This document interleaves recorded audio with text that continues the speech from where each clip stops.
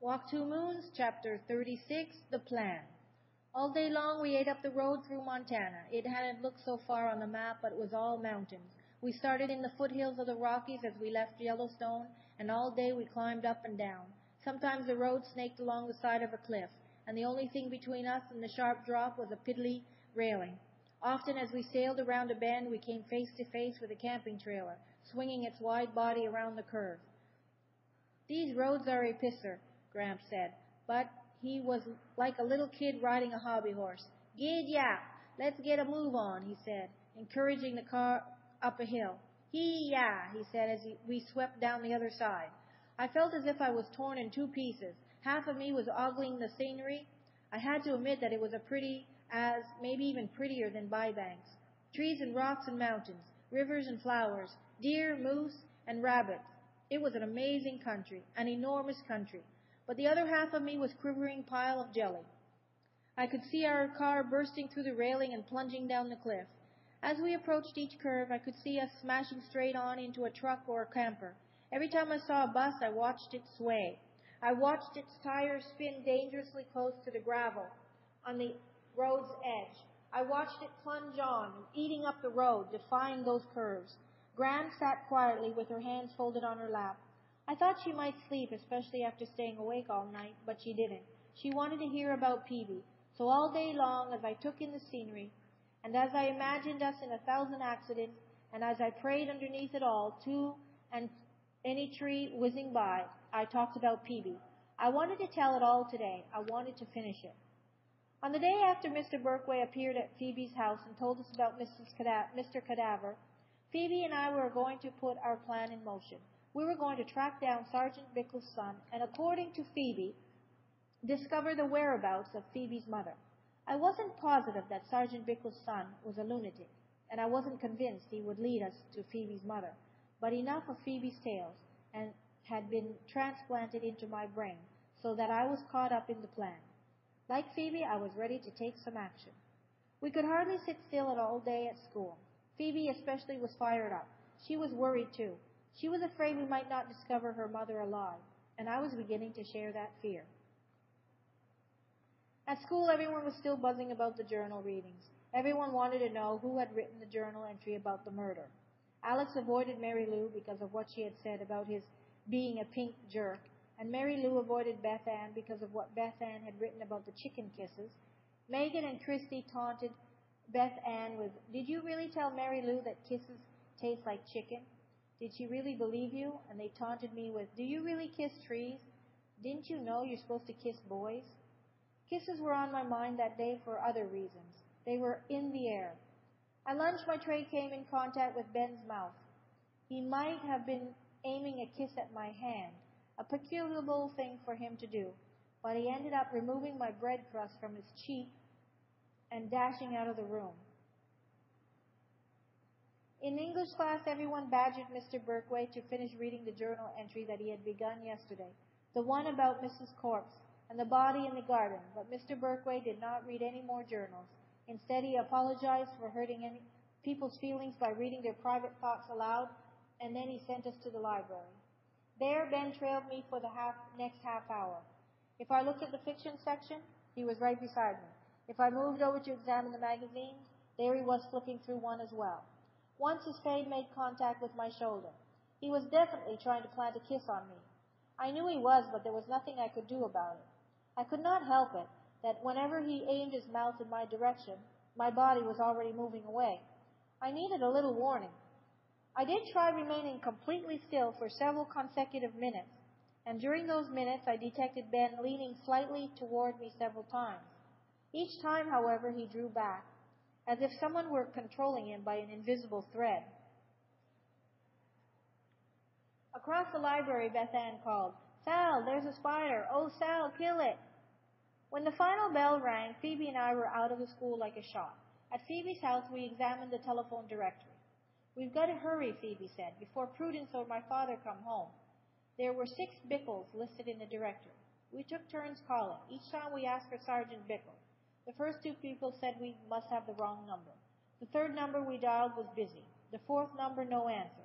The 5th number was answered by a crotchety woman who said, "I don't know any sergeants." The sixth number was answered by an elderly man who must have been quite lonely because he talked on and on about once knowing a Sergeant Freeman in the war, but that was back in 1944, and he hadn't a clue as to what had become of Sergeant Freeman. And now that he thought about it, he also knew a Sergeant Bones and a Sergeant Doughty, or maybe it was Dowper. He couldn't quite remember. But no, he did not think that he knew a Sergeant Bickle, although it would be nice to know a sergeant with the same last name as his own. "What are we going to do?" Phoebe wailed. "Prudence will be home any minute, and we still don't know which is the right Bickle." "Let's try the busy number and the unanswered one again," I said. The busy number was still busy. The previously unanswered one rang, and just as Phoebe was about to hang up, she heard a voice. "Hello?" she said. "May I speak with Sergeant Bickle, please?" There was a pause as she listened. "He's still at work?" Phoebe was jumping up and down. "Thank you," she said, trying to make her voice serious. "I'll call later." No message, thank you." "Yes," she said when she hung up. "Yes. She was hugging me half to death. "Let's go now," she said. "Quick, before Prudence gets home." She copied the Bickles' address from the phone book and left a note for Prudence and her father saying that she and I had gone to the library. The Bickles lived 3 miles from Phoebe's. We took a bus and then walked the last half mile, stopping for directions about 30 times. I thought we would never find it, but last we did. The Bickles lived in a brick ranch house in a new development. We walked up and down the street. There was a light on in the living room, but no car in the driveway. "What if Sergeant Bickles drives up and sees us? He might arrest us," Phoebe said. "Let's wait over there under those trees." We sat down on the grass in an empty lot several houses away from the Bickles. "Why doesn't someone come out?" Phoebe said. A car came around the corner and turned into the Bickles' drive. "Oh, Lord," Phoebe said. Out of the car trundled Sergeant Bickle. He went into the house. We waited another half hour. "Rats," Phoebe said. "I guess we'll have to do phase 2. You'll have to do it tonight." When I got home, my father was pacing around the kitchen. "Where were you? Why didn't you leave a note?" He wanted me to go to Margaret Cadaver's with him for dinner. "I can't," I said. "I have tons of homework, and I'll never get it done," and he was disappointed. "I guess I'll stay home then," he said. "No, you go ahead. Really, I want you to. I'll heat up the leftover spaghetti. Really. I'll come with you next time, I promise." At 7 o'clock, I phoned the Bickles. I prayed that Sergeant Bickle wouldn't answer, but I was prepared to disguise my voice in case he did. The phone rang and rang. I hung up. I rehearsed my voice and what I would say. I tried again. On the 7th ring, the phone was answered. It was Sergeant Bickle. "My name is Susan Longfellow," I said. "I'm a friend of your son's." "Oh," he said. "I was wondering if I might speak with him." I prayed and prayed that he had only one son. "He isn't here," Sergeant Bickle said. "Would you like to leave a message?" "Do you know when he might be home?" There was a pause. "How did you say you know my son?" he asked. This made me nervous. "How do I know your son? Well, that's a long story. The way I know him is, actually, this is a little embarrassing to admit." My hands were sweating so much I could hardly hang on to the phone. "The library, yes, actually, I know him from the library. And he loaned me a book, but I've lost the book, and I wanted to—" "Maybe you should explain this all to him," Sergeant Bickle said. "Yes, maybe I should do that."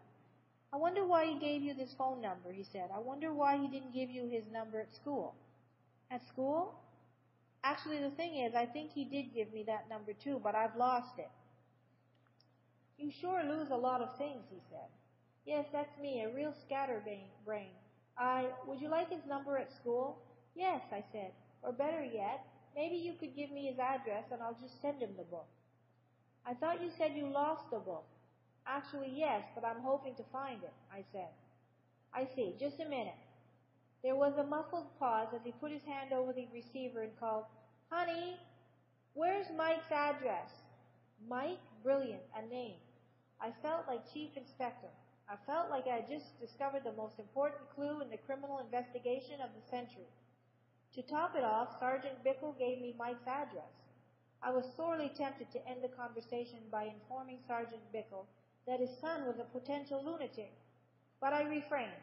I thanked him and immediately phoned Phoebe. "You're brilliant," she said. "Tomorrow we'll nail Mike the lunatic." Chapter 37, The Visit. The next day, Saturday, when Phoebe and I reached the bus stop, Ben was standing there. "Oh, crud," Phoebe muttered. "Are you waiting for this bus? Are you going to Chanting Falls?" "Yup," he said. "To the university?" "No." Ben pushed his hair from his eyes and looked up and down the street. "There's a hospital there. I'm going to see someone."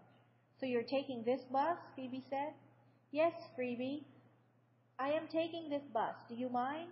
The three of us sat on the long bench at the back of the bus. I was in between Phoebe and Ben, and his arm pressed up against mine.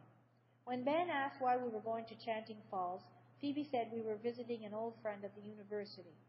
We rode along with Ben's arm pressing up against mine. Each time he rounded a curve, he leaned against me, or I leaned against him. "Sorry," he said. "Sorry," I said. At Chanting Falls, we stood on the pavement as the bus roared off. "The university is over there." Ben pointed down the road. "See ya," and he walked off in the other direction. "Oh, Lord," Phoebe said. "Oh, Lord, why did Ben have to be on the same bus? It made me very nervous." It made me nervous too, but for different reasons. Every time I was with him now, my skin tickled and my brain buzzed and my blood romped around as if it was percolating. The address we had for Mike Bickle was a freshman dormitory.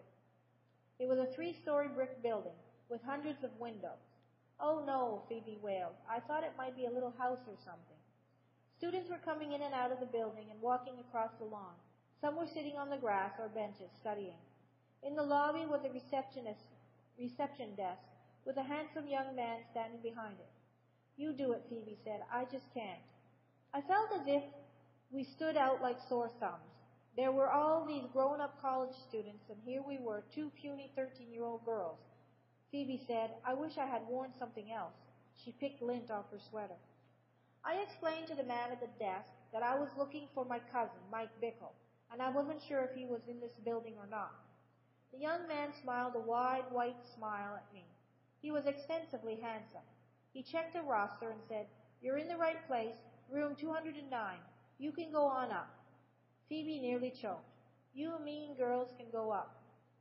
You mean we could go right up to his room?" "It's a co-ed dorm," the young man said. "Girls live here too. Sure, you can go up. Through there," he gestured. We walked through the swing doors. Phoebe said, "Really, I'm having a heart attack. I know it. I can't do this. Let's get out of here." At the end of the hall, we slipped out the exit. "I mean, what if we knocked on the door and he opened it and pulled us inside and slit our throats?" Phoebe said. Students were milling around on the lawn. I looked for an empty bench on which we might sit. On the far side of the lawn, I saw the backs of 2 people, a young man and an older woman. They were holding hands. She turned to him and kissed his cheek. Phoebe. On the bench was Phoebe's mother, and she was kissing the lunatic.